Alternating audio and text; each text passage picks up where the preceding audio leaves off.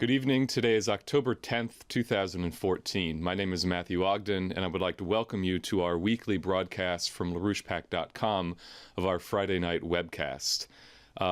We are joined in the studio today by Megan Beats from the LaRouche Pack scientific team, as well as Benjamin Dennison. I'm also joined by Dennis Small from Executive Intelligence Review. The four of us have had discussions with Mr. LaRouche over the last 24 hours, so the answers that you hear tonight will be a direct reflection of Mr. LaRouche's outlook on the world situation today. So let me start with the institutional question, as is customary, which reads as follows. Mr. LaRouche, the Ebola outbreak in West Africa is unlike anything since the emergence of HIV/AIDS. This was said by top U.S. medical official Thomas Frieden. The outbreak has killed more than 3,860 people already, mainly in West Africa. More than 200 health workers are among the victims. What are your views on an effective response to this epidemic? Is the U.S. healthcare system prepared to deal with the potential epidemic here in the United States? As you know, we already have had the first death in the United States. And I would like to ask Dennis Small to come to the podium to deliver the response.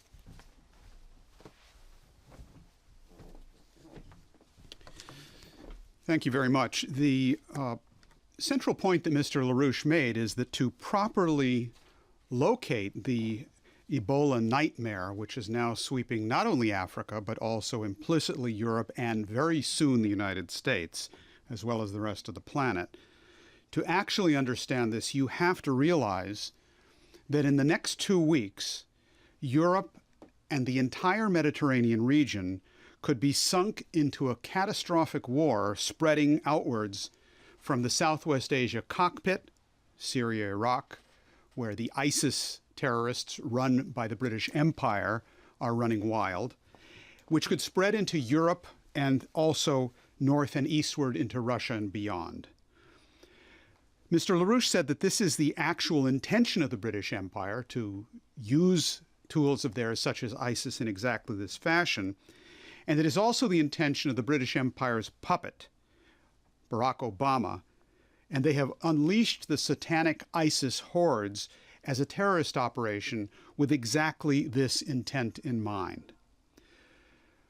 Mr. LaRouche was really very emphatic about this. He said, we're on the edge of something which is ready to spread throughout the region. We're facing the immediate potential of a runaway horror show. Obama is responsible for promoting this war in the Middle East, and unless he is removed from office, the prospects of stopping that war are slim indeed.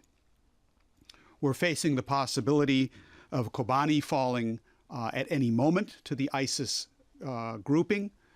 We are also looking at an air war up to this point launched by the United States and its allies, i.e. the British Empire and many Commonwealth nations and others, which by its very nature is completely incapable of actually addressing the problem, whereas the Joint Chiefs of Staff of the United States have presented a viable option, as has Mr. LaRouche, and have other international countries, such as Russia, who, in the words of former Ambassador Benjamin Popov, in an interview with RIA Novosti, said, quote, only joint efforts of the international community and major global powers can pave the way for the victory over the Islamic State, and any other strategy is useless, close quote.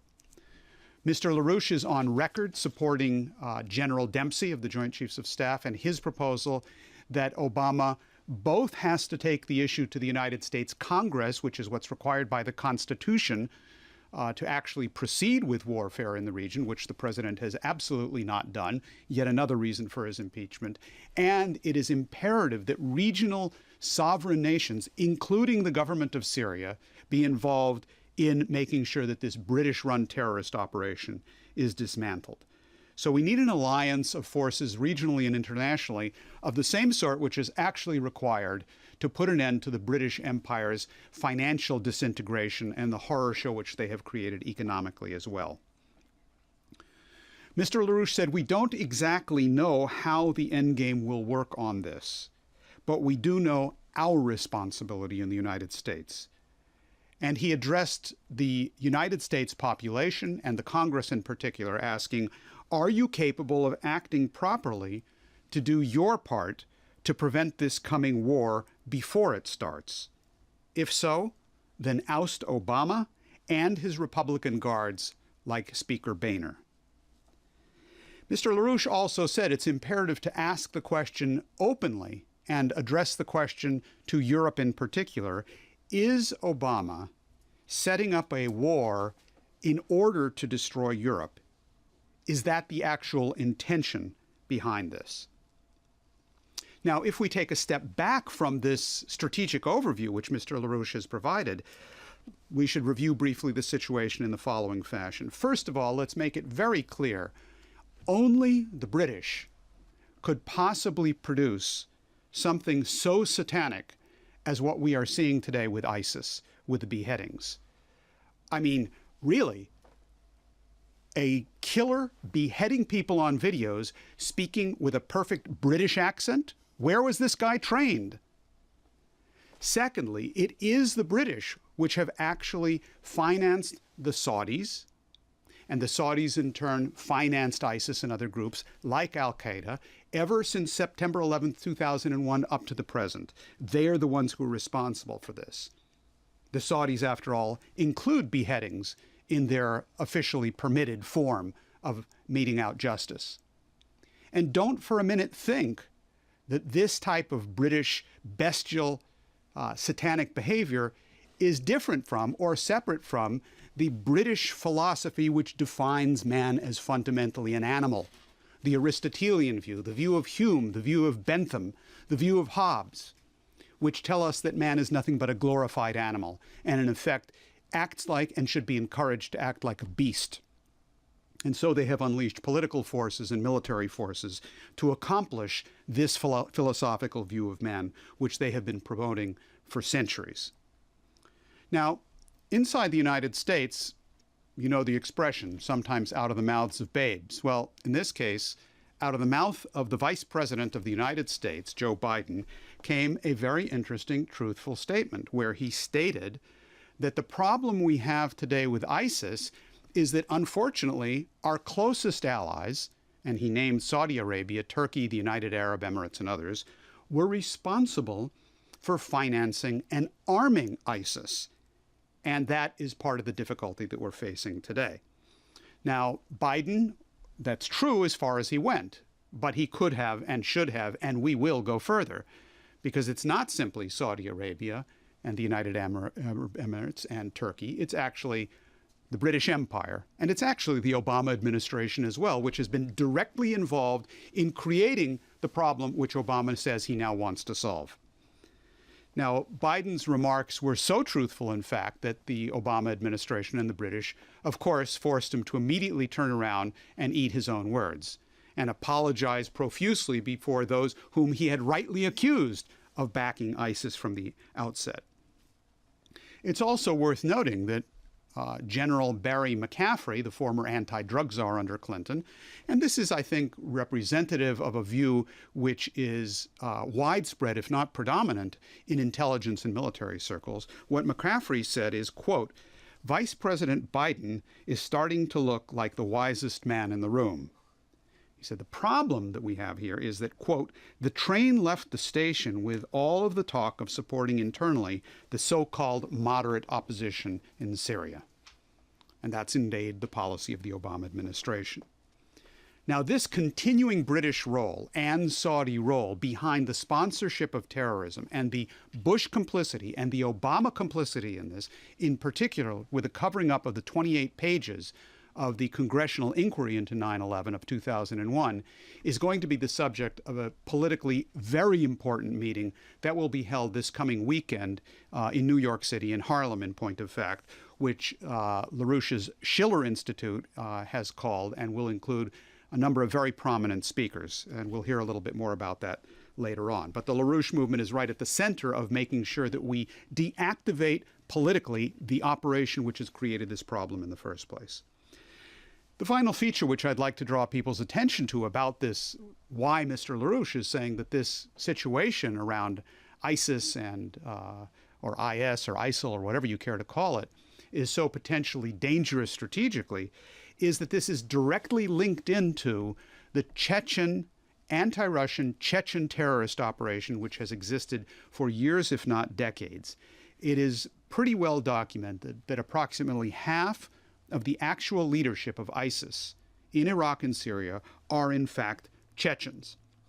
And top leaders of that group have stated explicitly, for the record, that their strategic target is actually President Vladimir Putin of Russia. So the danger here is in fact of a spreading war, as Mr. LaRouche indicated, which can spread rapidly within days or weeks across Europe and also targeted into Russia as well, and thus the danger of global thermonuclear warfare, which is in fact the British Empire's intention under the conditions of collapse of their imperial system.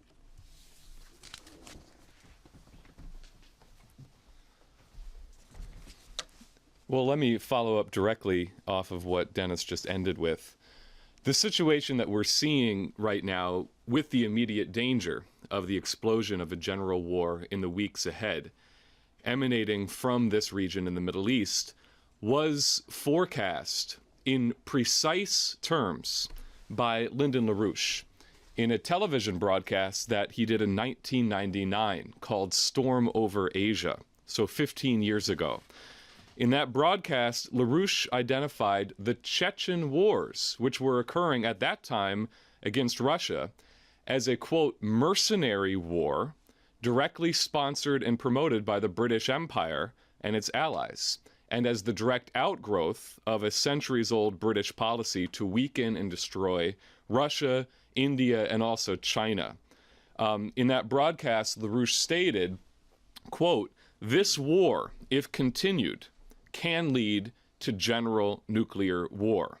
And he elaborated that, saying, "If these nations are pushed to the wall by a continuing escalation of a war, which is modeled on the wars that the British ran against Russia, China, and so forth in the 19th century and early 20th century, this will lead to the point that Russia has to make the decision to accept the disintegration of Russia as a nation, or to resort to the means it has to exact a terrible penalty on those who are attacking it, going closer and closer to the source, the forces behind these mercenaries, which includes Turkey, which is a prime NATO asset being used as a cover for much of this mercenary operation in the North Caucasus and Central Asia."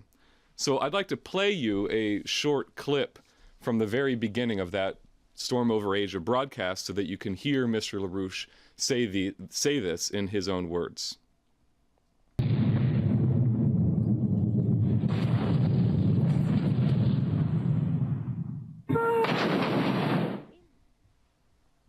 What you're seeing is a war in the North Caucasus region on southern Russia. What you're also seeing is a war which is broken out simultaneously in the border between Pakistan and India. The forces behind these attacks on Russia and on India are the same. They are a mercenary force which was first set into motion by policies adopted at a trilateral commission meeting in Kyoto, Japan in 1975. The policies originally of Brzezinski and his number two man there, Samuel P. Huntington. The policies which were continued by then Trilateral Commission member, that is back in 1975, George Bush, before he became vice president. These are policies which were continued by George Bush as vice president. This is under Bush, this became known as the Iran-Contra drug finance link operations of mercenaries deployed with private funding all over the world recruited from Islamic and other countries and targeting Russia's flank. This mercenary force, created then, still exists. The primary responsibility for creating the force was the government of the United Kingdom, most notably, most emphatically, the government of Margaret Thatcher, Prime Minister Margaret Thatcher, a policy which has been accelerated and continued in full madness by the present Prime Minister, Tony Blair of the United Kingdom. This war, if continued, using mercenaries, can lead to nuclear general war.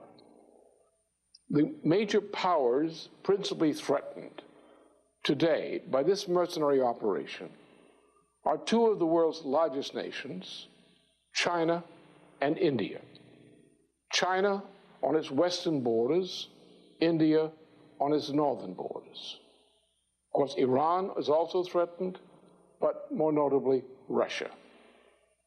If these nations are pushed to the wall by a continuing escalation of a war, which is modeled on the wars which the British ran against Russia, China, and so forth during the 19th century and early 20th century, this will lead to the point that Russia has to make the decision to accept disintegration of Russia as a nation, or to resort to the means it has to exact terrible penalties on those who are attacking it, going closer and closer to the source, the forces behind the mercenaries, which includes, of course, Turkey, which is a prime NATO asset being used as a cover for much of this mercenary operation in the North Caucasus and in Central Asia.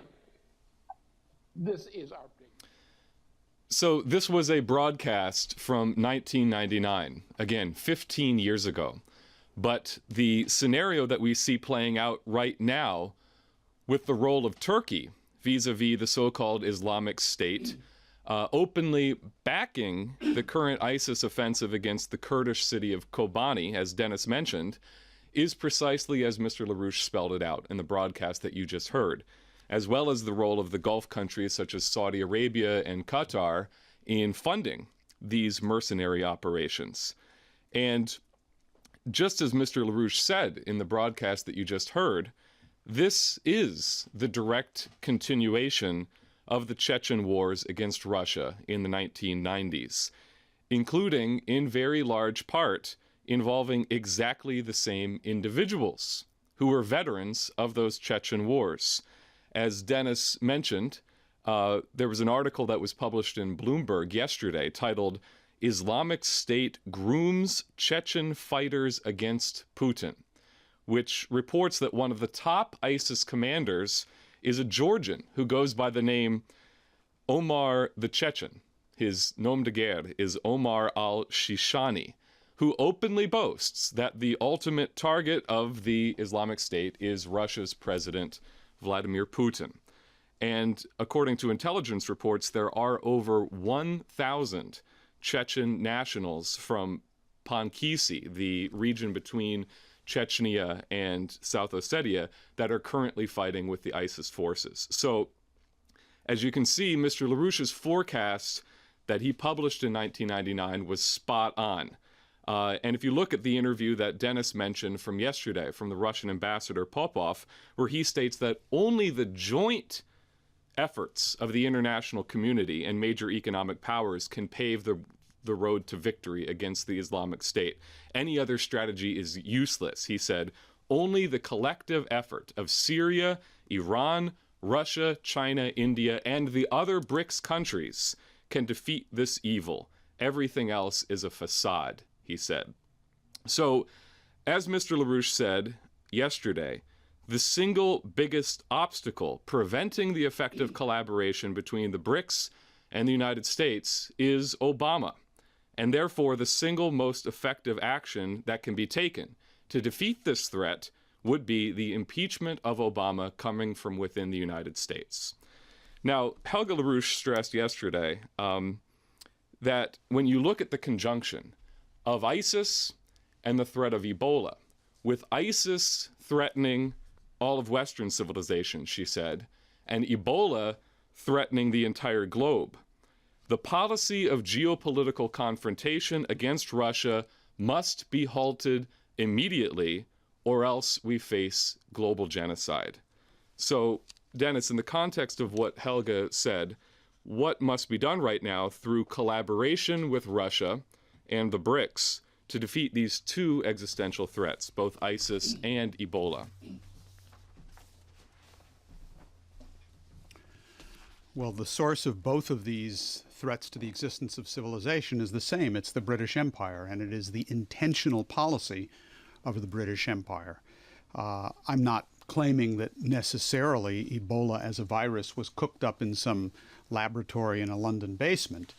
That's not necessarily how it works. The way it works is that the policies of the International Monetary Fund and of the Troika and of the banks intentionally create conditions in which diseases such as Ebola spread wildly.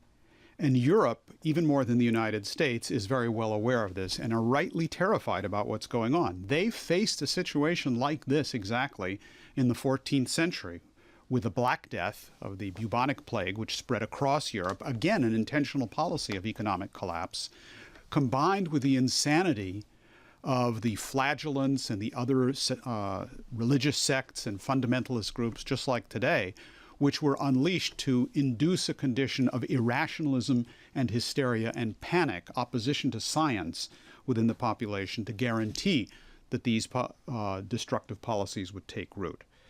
Now, one is reminded when one thinks about this of what Nicholas de Cusa said in his De Pace Fide, on the Peace of Faith, where he begins by talking about the horrors which had just occurred in the sack of Constantinople in Europe, which led Cusa to pose the issue of how do we get out of this crisis? How do we create a concept of man which can get rid of this bestialism and this Satanism which was spreading at the time? And we will indeed have to turn to Cusa again for the concepts which are necessary to turn the course of the planet around.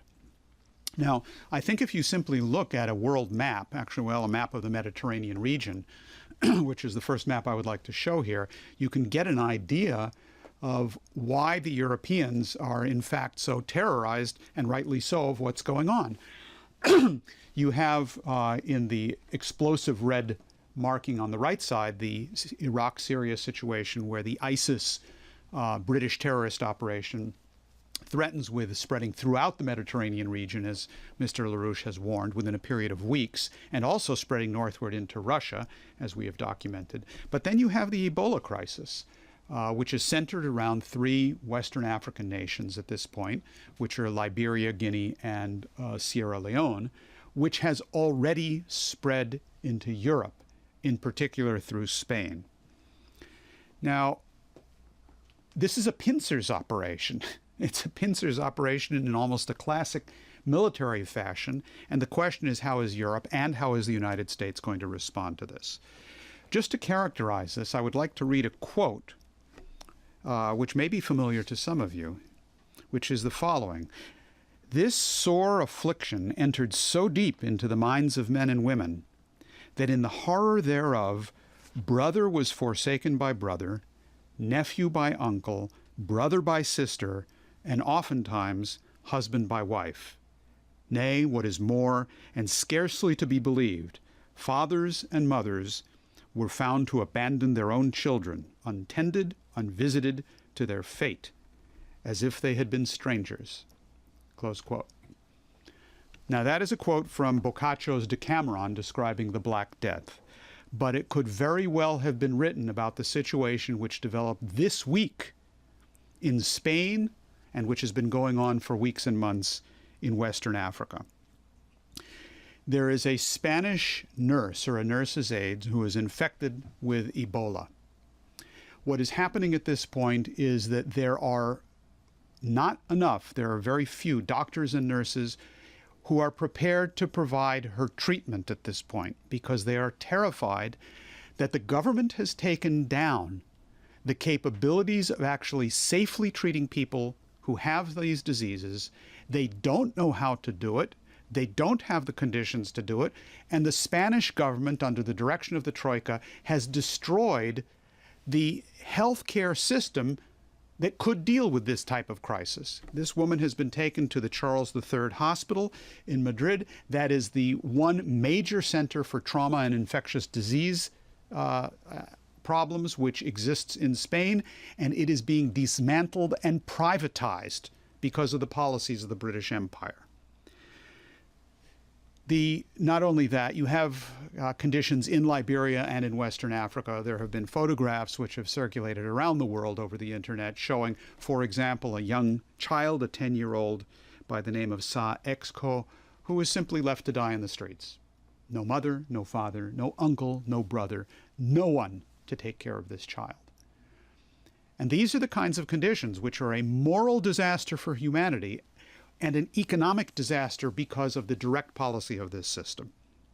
The question that is posed because of this Spanish question in particular is whether Spain will be, as we had posed, the LaRouche movement had posed in a programmatic study from over a year ago, if Spain would be the bridge of the world land bridge into Africa to bring industrial development, to bring infrastructure, in particular the particular project of a tunnel under the Gibraltar Strait to connect the Eurasian land bridge and the high-speed rail lines into Africa to then create the infrastructural development throughout the region, along with health and sanitation and so on, to bring that continent back to life from its current trajectory towards death. And the question is whether Spain is going to be the bridge for that positive development from Eurasia into Africa, or if instead Spain is going to be the bridge across which the death march of Ebola and other unnamed diseases so far march into the center of Europe. And that is a very real question today. In fact, even the president of the World Bank, Jim Kim, in a speech that he gave just a few days ago at the meeting of the IMF and World Bank now ongoing in Washington, stated the following. He said, "We, the world community, in the Ebola crisis, we have failed miserably. Now that there are cases in Spain and the United States," he said, "the chance of the virus going to other European countries is fairly high. We were tested by Ebola, and we failed. We failed miserably in our response. So I say to finance ministers, look at what's happening in Spain right now. It is going to get much worse." Now, the irony, of course, is that the policies of the institution over which he presides, the World Bank and the IMF, are the ones guaranteeing these deaths. These are the people, these accountants, these finance ministers, these bankers are the ones that kill with sharp pencils. People don't use pencils a lot these days, but you get the image. The accountants who write people off, we don't have the money. We can't spend that. People are just going to have to die. Like Obamacare, same policy. Now, this is not just Europe. This is the United States that is immediately in the marching path of the diseases created by the British Empire's disintegration. And I would like to quote what was stated just a couple of days ago by the head of the U.S. Southern Command, General John Kelly, who incidentally headed up the response for the United States to the Haiti earthquake a few years ago.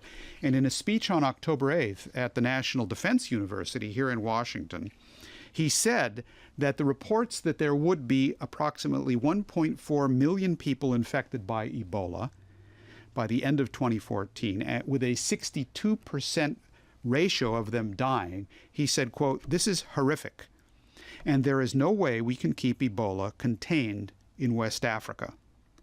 So, much like West Africa, it will rage for a period of time in Central America and in the Caribbean." He said, "There will be mass migration into the United States.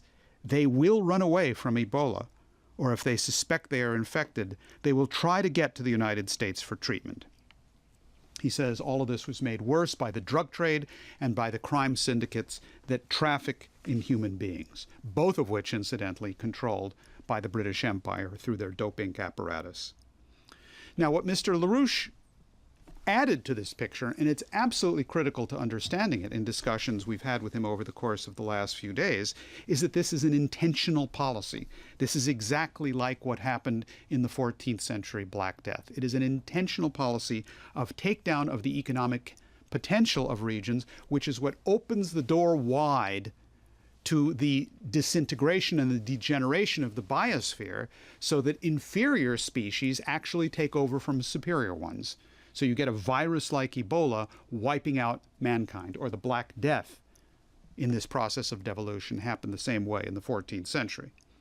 Now, just to give a very quick idea of this, much more could be said, but in the first graph, which gives some idea of what's going on in Western Africa, we're looking at the nations of Liberia, Sierra Leone, and Guinea in particular. We have just a comparative reading of the level of poverty in this area as compared to Spain, Germany, and the United States, where it's bad enough. And I don't vouch for those figures. I think they're much worse in the United States, Germany, and Spain than they indicate, but it does give you an idea.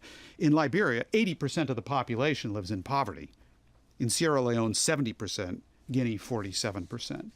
Now, in terms of some of the basic health infrastructure, compare what you see in this graphic of hospital beds per 10,000 population, and then doctors per 100,000 population.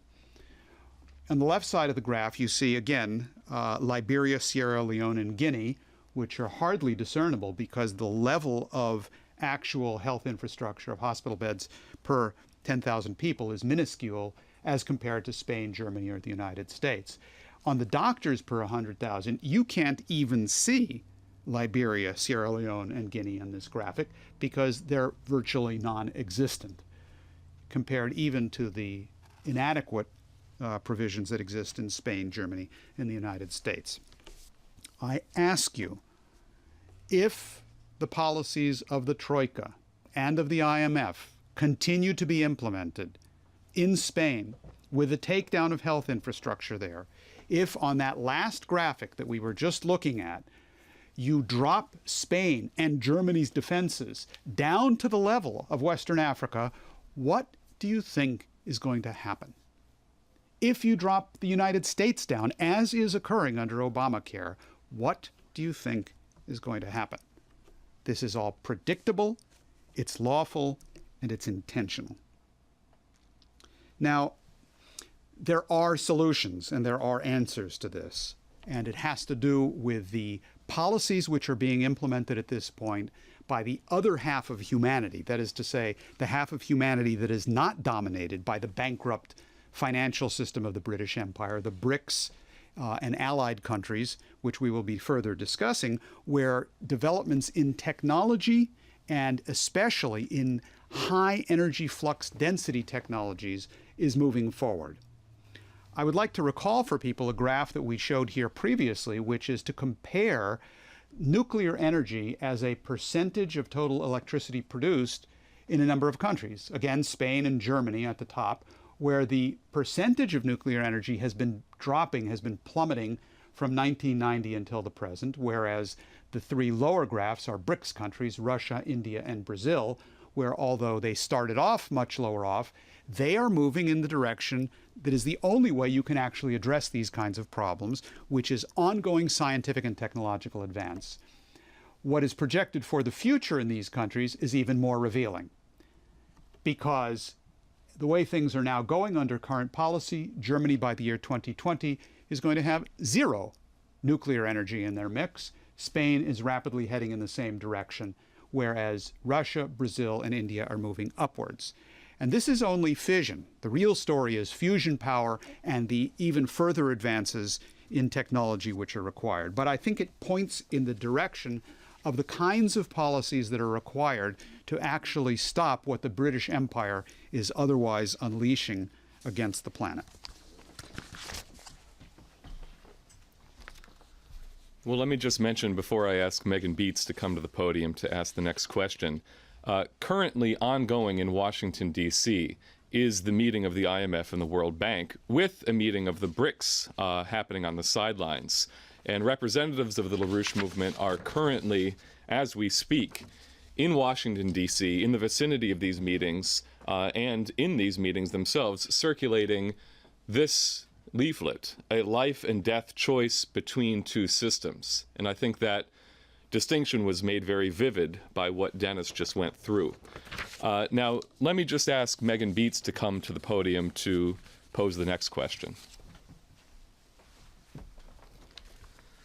So Dennis, to pick up on the theme that you ended with, the rise of the BRICS nations and the allied nations, in the recent period, we've seen some incredible leadership initiatives and development initiatives coming from the nations of South America in particular, particularly from the leadership of Cristina Fernandez de Kirchner of Argentina. However, now we also have great reason to pay attention to another nation with which Mr. LaRouche has had a very unique history, and that is Mexico. It was announced last week that Mexican President Enrique Peña Nieto will travel to China on November 13th to work out the details of joint Chinese-Mexican infrastructure development projects to occur in Mexico, totaling roughly $3 billion. Now, among these various transportation, agriculture, port, and energy projects are, number one, a high-speed rail line which is planned to run from Mexico City to Querétaro in the center of Mexico, and very significantly, the long-planned Trans-Isthmus Railway, which is said to function as a dry canal which will connect the city of Coatzacoalcos, Veracruz, on the Gulf of Mexico with Salina Cruz, Oaxaca, on the Pacific Ocean. And this Trans-Isthmus Railway will not just be a rail line, but will function as a development corridor with centers of industrial production, new cities, and so on. Now, the reason that I want to highlight this particular project is not only because of its scale, but also because this project was promoted in the late 70s and early 80s by then President of Mexico and a very good friend of both Lyndon and Helga LaRouche, José López Portillo, who fought to free his nation from colonialism, from the policies being imposed upon Mexico by the British Empire under the auspices of the IMF and the World Bank, and with the great help of Henry Kissinger. Now, López Portillo was subsequently driven from office, and instead of his vision for the development of Mexico, the British policy came to bear. And that resulted in the condition in which we see Mexico today, with the rule of drug cartels over the government, kidnappings, massive unemployment, a completely collapsed industrial base, and so on. Now, I think that it's quite striking in the context of this emerging world system that today we are seeing the return of such as López Portillo. Just as in India, we're seeing the return of the great leader Indira Gandhi, walking again in India with the actions of Prime Minister Modi. And I think this recalls what Mr. LaRouche said in his webcast last week on the subject of immortality. So just to quote briefly from that, Mr. LaRouche said, "The thing is that even when life is taken away from you, you are still doing the kinds of things which create a state of the future of humanity, which humanity has never known before. This is the principle of immortality, as taught by all people who understood the idea of human immortality. The objective is to reach human immortality, that is, to create things which are necessary to mankind, necessary to the purpose of the existence of mankind, and which have become the fruit that drives the creation of a higher state of mankind than ever existed before." So Dennis, I'd like to ask you to comment on the significance of this development in Mexico within the context of the newly emerging world system and upon the role of López Portillo.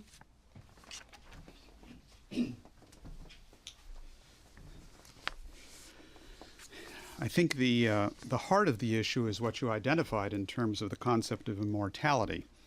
And this actually takes us back to Nicholas of Cusa's treatment of the same problem in De Pace Fide, which I was referring to earlier, faced with a situation very similar to today, where the planet was being wiped out by the ideas associated with the creation of the New Dark Age, of the Black Death of the time, and the rampant irrationalism, both in the form of hedonism and associated flagellant movements that had swept across Europe, and faced with the atrocities which were presenting an image of man which was not man at all, but of Satan, sort of like the British Empire today. Cusa's addressing of this issue in De Pace Fide was to take it to the highest level of what is the concept of man that is required. What is man that makes it possible for him to not act in that fashion, and what form of organization of society is required to foster that and to destroy the bestial outlook. And the origins of the sovereign nation state, the origins of science itself, in particular sciences such as astronomy, and a concept that later evolves in Kepler of the solar system, is at the heart of this thing, because the issue here is what is the intention behind actions. Not the mechanical actions per se of man, but the intention governing those actions, which incidentally is the same dominant concept of the solar system, which we're bequeathed by Kepler. His discovery of the solar system is actually the intention of the solar system. And yes, there is an intention, as strange as that might sound to materialists today. That is the case. Now, that directly has to do with the issue not only of Mexico, but the entire BRICS development, because it is demonstrably the case that the British are palpably terrified by the BRICS developments and the way this has exploded onto the world scene really over the course of this year. And more than fear of specific developments like the space technology developments coming from China and Russia, like work in the nuclear field, both fission and fusion coming from these countries, beyond even Argentina's complete repudiation of the vulture funds and the ideas of speculation. What the British are actually terrified about is that LaRouche's method works. And by LaRouche's method, I don't mean that in a proprietary sense of, he has it copyrighted or something like that. It's Cusa's method. It's Leibniz's method. It's Kepler's method. It's the idea that man, as a distinct species, is governed by his intention, meaning his ability to create. And if individuals, leaders, and nations are governed by an intention of creating a future worthy of our species, they are going to act in such a fashion that it will be very difficult for the British Empire to defeat them, because everything that the British Empire throws against them, threats and assassination attempts and economic warfare and financial warfare and so on and so forth, actually backfires. It boomerangs. It's a principle of, the intellectual boomerang, you could call it, if the motivating intention is what Cusa laid out and which is most identified today with LaRouche's method, and which is today also embodied in what the Chinese government is doing with their Confucian-related principles that President Xi Jinping has presented. So, again, as with the solar system per se, it is intentions and not mechanics which is actually the governing power of the universe, both politically and physically. And in that sense, it is man's immortality, that is to say, that which allows man to continue to act outside clock time per se, both in the past and the present and the future, as exemplified by Lopez Portillo or as exemplified by Modi, as you indicated, which is a power which the British have a lot of trouble dealing with. Now, that said, let me point to one or two specifics in the current situation. First of all, the crisis is here. The global financial crisis is upon us. It's crashing down upon our ears.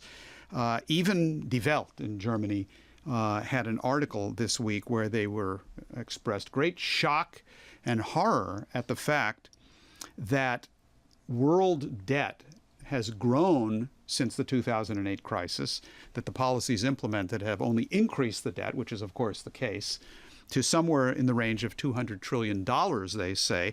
And that's 10 times larger than global gross domestic product, they point out. And that's true. But what Die Welt does not mention is that global derivatives and financial aggregates are actually 10 times larger than global debt alone. What we're actually looking at is a financial bubble, which is in the range, as we have stated, of $2 quadrillion. There is absolutely no way that this can possibly be paid off. The population of the planet is being wiped out by policies attempting to maintain that political control in that bubble, as we see in the case of Ebola and healthcare. And as we see in the policies now of the head of the Central Bank of Europe, Mario Draghi, who has implemented a policy of quantitative easing, which is so bad it's modeled directly on the Federal Reserve of the United States. Now, into this situation, I think it's important to note the particular role that Argentina and Cristina Fernández de Kirchner has played. And I do this to get back to your issue of Mexico. I haven't forgotten the question that you asked. But the role Cristina Fernández de Kirchner is playing today is not unlike what López Portillo was playing 30-odd years ago. They're moving forward in the face of the more threats they get, the harder they proceed to distance themselves and break from the transatlantic system. They are in the process of nationalizing the banking system. They may not call it that, but that's what's going on. They are imposing currency controls and capital controls, exchange controls. They are also threatening to, and actually in the process of, nationalizing foreign trade, because those who now control it, which are the large grain cartels internationally, have withheld exports of Argentine grains and therefore deprived the country of $10 billion that they should have at this point, part of financial warfare. But all of that is backfiring. There was yesterday a rather notable international press conference held between Cristina Fernández de Kirchner and Russian President Vladimir Putin by video conference hookup, in which they discussed and they announced the fact that Russia Today TV in Spanish was providing a digital signal for the first time for all of Argentina so that they could have access to information about not only Russia but the entire world. And both political leaders commented on the importance of this kind of cooperation among nations, to know each other and to work with each other outside the boundaries of what the transatlantic system is. And that clearly does panic the British Empire. Similarly, the new Chinese ambassador in Argentina again announced that China will not back the vulture funds against Argentina, but will back Argentina in all of its efforts. And then I also want to really emphasize, because I think we're going to be hearing much more about this in the weeks upcoming, the fact that the United Nations Human Rights Commission, after having adopted an Argentine proposal to form a committee to investigate vulture fund activity, not only against Argentina, but against the Democratic Republic of Congo. Incidentally, they were involved in Liberia as well, and also against Greece and other countries. The head of that is Jean Ziegler, a feisty 80-year-old Swiss investigator who is the bane of banks because he has revealed a lot of what they have actually done. And what he said is, well, we're going to look into this Argentine case and we're going to show that the vulture funds are supporting what he called a cannibalistic system. He said, this is a cannibalistic order. It's an absurd and deadly order. Why do I call it cannibalistic? Because the victims it creates are completely avoidable. One example is sufficient: chronic hunger. The malnutrition, which causes vast loss of life in the world, would be easily preventable. All it would take is international will to end it. Hunger is a form of organized crime, he said. The future depends on us, that we act and solve problems. The world order is truly intolerable, but we can change it. Close quote. Now, keep those thoughts and ideas in your mind as we review briefly the issue of Mexico, because Mexico has been thoroughly taken over by the British Empire's doping apparatus, in particular since 2009. That doesn't mean that everyone good in Mexico is wiped out. Many of the good people have been wiped out. But two things remain. One is that there are still nationalist forces, pro-development forces in Mexico, that if the international correlation of forces is such, i.e. with Obama out of the presidency, it would help a lot, will move their nation forward in consonance with other countries. And the second thing, which is very closely related to the first, is that ideas, universal ideas from the past, quote unquote, are still acting, as we see in the question of López Portillo. The specific case that you cited, Megan, of this this railroad, this industrial railroad crossing the Isthmus of Tehuantepec from Coatzacoalcos to Salina Cruz, this was a proposal of López Portillo's, and it was discussed with LaRouche and his representatives in Mexico at the time. And it was not just to build a railroad across the isthmus or something like that, but rather to have industrial ports on both sides and 2 more on each coast as well, to set up nuclear plants in these areas as part of 20 nuclear plants across the country. And that was the actual intention here. It was a totally forward-looking idea. And that is what is now being discussed again. The intention of Mexico, the desire of Mexico, never disappeared. But now they have somebody they can talk to about it seriously, which is China. So you can get an idea of the way the global changes actually activate forces which the British thought were long dead, but they are wrong. Now, it is these ideas which define the kind of new system which the world requires, which LaRouche has been discussing, where it's not simply sovereign nation states, but it's a community of principle of sovereign nation states guided towards an intention of realizing what man's actual potential is, his true nature as a creative being. And we have to define the principles of that new system, which I think could be adequately summarized as the intention to do good. And Lyndon Larouche's role in this thing has been a dominant force for decades, 4 decades or more, and in the case of Mexico, we see that most clearly. I think probably the best way to give viewers of this webcast a sense of that is to play you a video clip which centers upon a speech given, or 2 speeches given actually, by López Portillo, first as president before the United Nations, and then a second one with a brief introduction which I provided a number of years ago when we first made this public in English for people to see.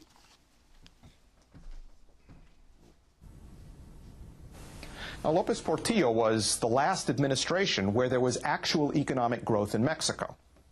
His government was committed to technological advance, to using Mexico's oil to trade for technology with the United States and other nations. It was committed to industrialization. It was committed to nuclear energy. It was committed to city building. And it was committed to stopping speculation and replacing the global system of speculation and free trade with one committed to production.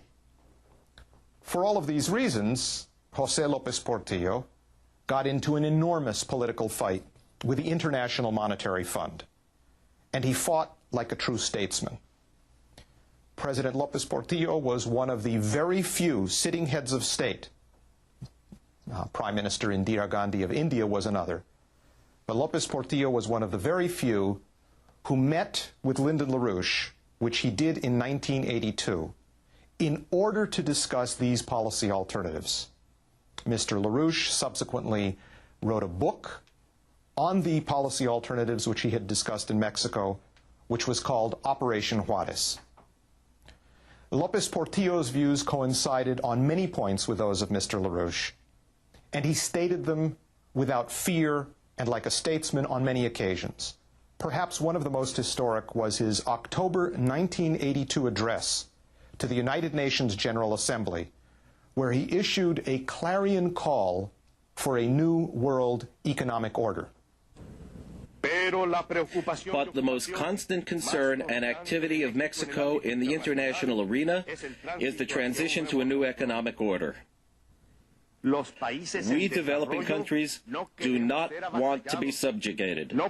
We cannot paralyze our economies or plunge our peoples into greater misery in order to pay a debt on which servicing tripled without our participation or responsibility and with terms that are imposed on us. We countries of the South are about to run out of playing chips, and were we not able to stay in the game, it would end in defeat for everyone. I want to be emphatic. We countries of the South have not sinned against the world economy.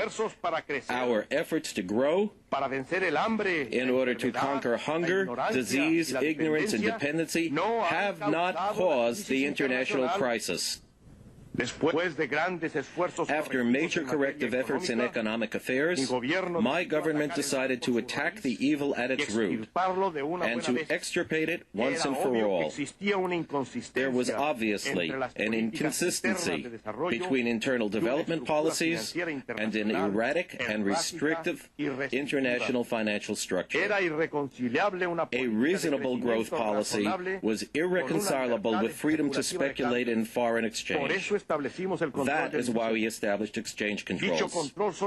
Given our 3,000-kilometer border with the United States, exchange controls can only function through a banking system that follows the policies of its country and government, and not its own speculative interests or the fluctuations of international financial chaos. That is why we nationalized the banks. We have been a living example of what occurs when that enormous, volatile, and speculative mass of capital goes all over the world in search of high interest rates, tax havens, and supposed political and exchange stability. It decapitalizes entire countries and leaves destruction in its wake. The world should be able to control this. It is inconceivable that we cannot find a formula that, without limiting necessary movements and flows, would permit regulation of a phenomenon that damages everyone. It is imperative that the new international economic order establish a link between refinancing the development of countries that suffer capital flight and the capital that has fled. At least they should get the crumbs from their own bread. The reduction of available credit for developing countries has serious implications, not only for the countries themselves, but also for production and employment in the industrial countries. Let us not continue in this vicious circle. It could be the beginning of a new medieval dark age without the possibility of a renaissance. We cannot fail. There is good reason to be alarmist. Not only the heritage of our civilization is at stake, but also the very survival of our children, of future generations, and of the human species. Let us make what is reasonable possible. Let us recall the tragic conditions in which we created this organization and the hopes that were placed in it. The place is here, and the time is now. It was the same José López Portillo, 16 years later, and now the elder statesman, who responded to the LaRouche message in the following way. Yo felicito a doña Helga por estas palabras. I congratulate doña Helga for these words, which impressed me especially because first, they trapped me in the apocalypse, but then she showed me the staircase by which we can get to a promised land. Many thanks, doña Helga. Doña Helga, and here, I wish to congratulate her husband, Lyndon Larouche. Y ahora es necesario que la sabia palabra de Lyndon Larouche se escuche en el mundo. And it is now necessary for the world to listen to the wise words of Lyndon Larouche. Now it is through the voice of his wife as we have had the privilege of hearing.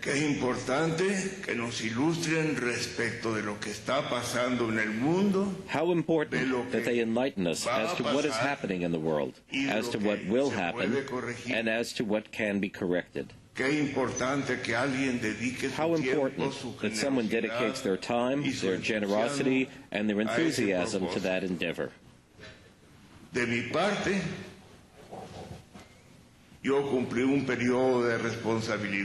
For my part, I fulfilled a period of responsibility. And I can report in a somewhat dramatic way what happens to national economies in an international financial order such as that which has ordered our affairs since Bretton Woods.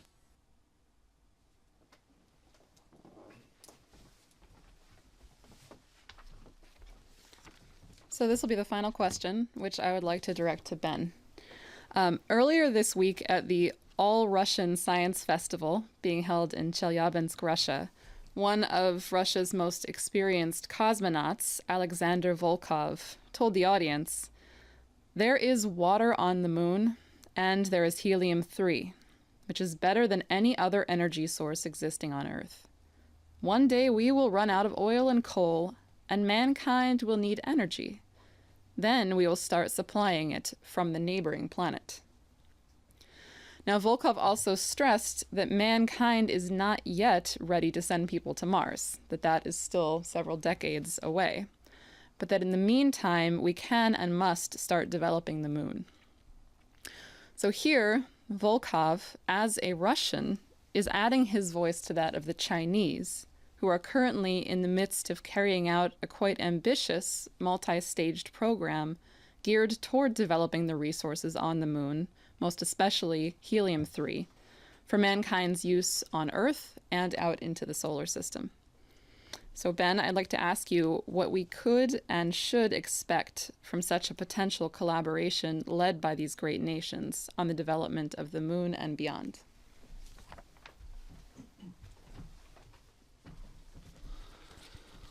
Well, that's a whole lot can be said on that issue, I think. But in the context of what we just went through in this whole dialogue, this discussion here today, I think this just serves as a critical reference point for where mankind can go right now.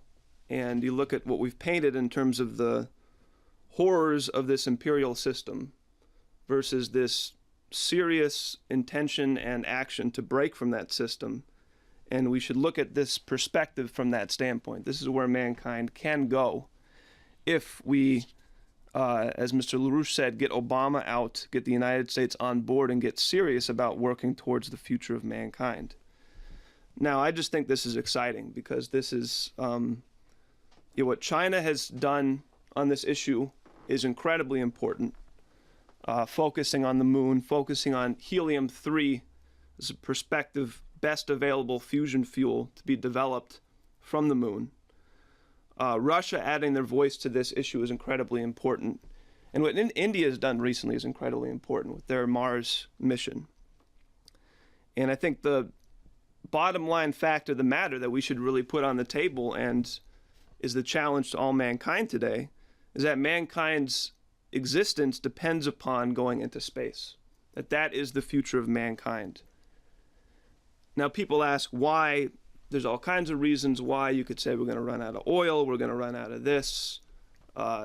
We want to see if the moon's really made out of cheese or not, whatever you want to say. But I think the only real issue is that mankind is a creative species. And if mankind ever stops being a creative species and stops developing and stops moving towards new levels, we cease being mankind. We're effectively denying what it is that makes mankind mankind. So space is the future, and the moon is the first step. And the perspective of an international effort for the development of the moon, for the development of helium-3 and fusion resources on the moon is probably one of the most important challenges for mankind on the table today. And this will enable the defense of Earth from threatening asteroids and comets. This will enable the development of an advanced fusion economy on the Earth and in space. And this will enable mankind to develop the whole inner solar system. But I just want to underscore what Mr. LaRouche has stressed in his remarks on this issue over the past months, which is that the fundamental issue is we don't know how to do all of this yet. We have certain ideas about how to do certain aspects of this, but we don't have all this figured out. We don't yet have a complete plan for how to achieve these goals. So what does that mean? That means that nations collaborating and taking on these common unknown questions is the key to the future of humanity, because these are not questions, these are questions for all of mankind. These are not questions just for Russia. These are not questions just for the United States. These are not questions just for China. These are questions and challenges that all mankind faces that will affect all mankind. And these are questions about the nature of mankind and mankind's position within the universe. And Mr. LaRouche has stressed that our most important reference point for tackling these questions is the work of Kepler. And he's pointed many times to the work that his basement scientific team has done. He's pointed to the work that Megan has done regarding understanding and presenting Kepler's discoveries, because that is the real issue on the table now. It's an issue of developing a deeper understanding and appreciation for the role of the human mind in the universe and in the solar system immediately, specifically as Kepler defined it. So I think in Mr. LaRouche's view, that element, that aspect of Kepler's definition of the role of the human mind in the universe is what has to become the guiding post, the guiding conception for tackling these challenges on the moon and moving mankind into this new system. So that's, I would add a brief answer to that, and we'll have plenty more on this subject over the coming weeks.